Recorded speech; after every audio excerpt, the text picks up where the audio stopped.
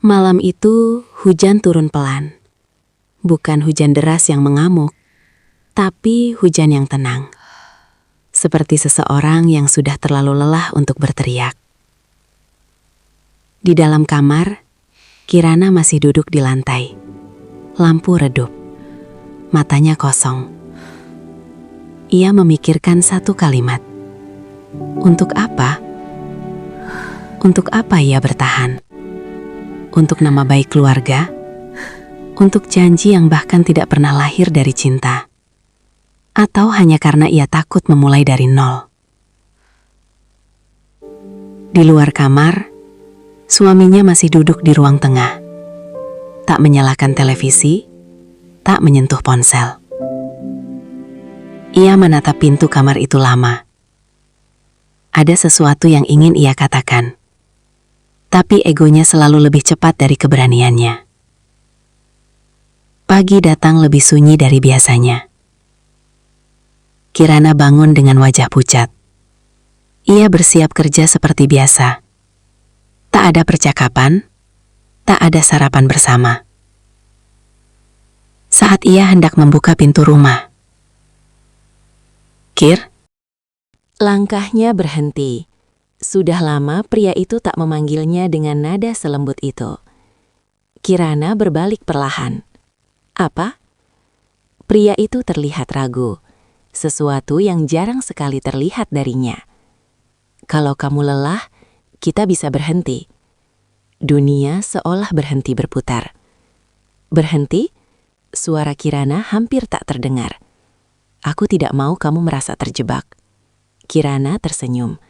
Tapi senyum itu pahit. Terjebak? Bukankah dari awal memang begitu?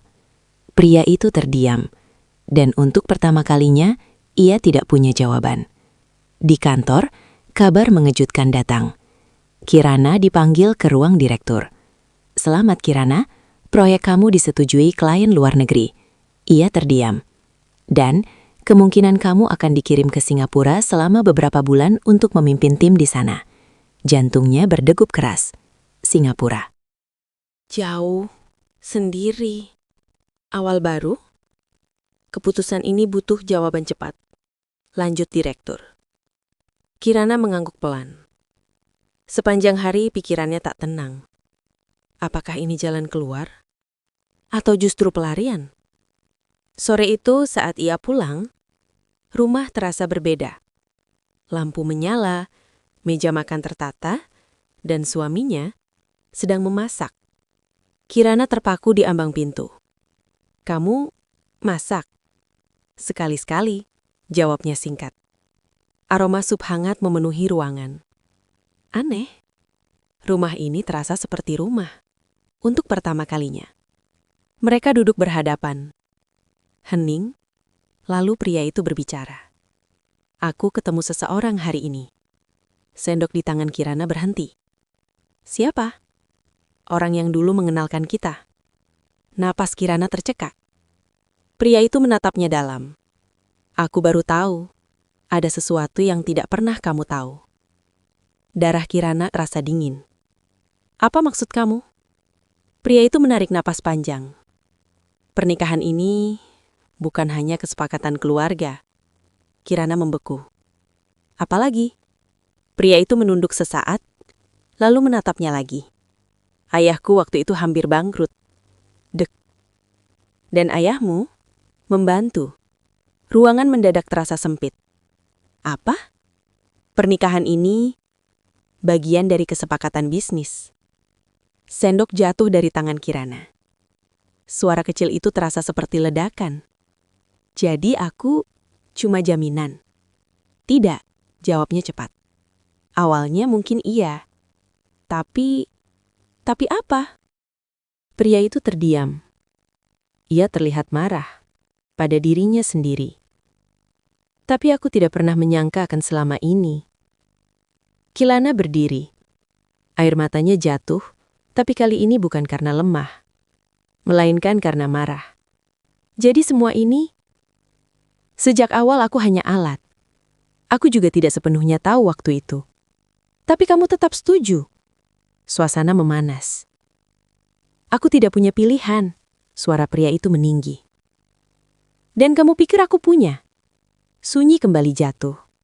Tapi kali ini bukan sunyi dingin. Ini sunyi yang penuh ledakan. Kirana tertawa kecil. Tawa yang retak. Lucu sekali. Apa? Aku baru ditawari pindah kerja ke luar negeri hari ini. Pria itu terdiam. Singapura, beberapa bulan. Ia menatap suaminya lurus. Mungkin ini waktunya kita berhenti. Bukan karena lelah. Tapi karena dari awal, ini tidak pernah benar. Wajah pria itu berubah. Kamu mau pergi? Aku belum memutuskan. Tapi kamu mempertimbangkannya. Kirana tak menjawab. Dan disitulah, ia melihat sesuatu di mata pria itu. Bukan marah, bukan dingin. Takut. Malam semakin larut. Kirana berdiri di balkon kamar. Angin meniup rambutnya pelan.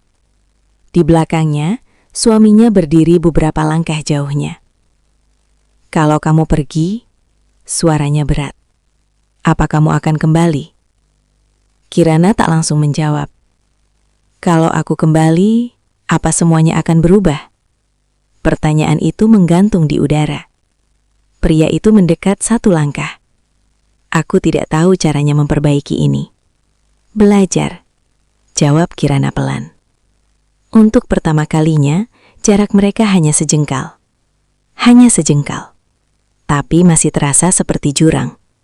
Dan malam itu, Kirana sadar satu hal baru. Retak itu memang nyata. Tapi di balik retak, masih ada sesuatu yang belum sepenuhnya mati. Entah itu harapan, atau hanya kebiasaan. Dan keputusan besar akan datang. Pergi, atau bertahan. Namun tanpa mereka sadari, seseorang sedang memperhatikan. Seseorang yang sejak dulu tidak pernah setuju dengan pernikahan ini.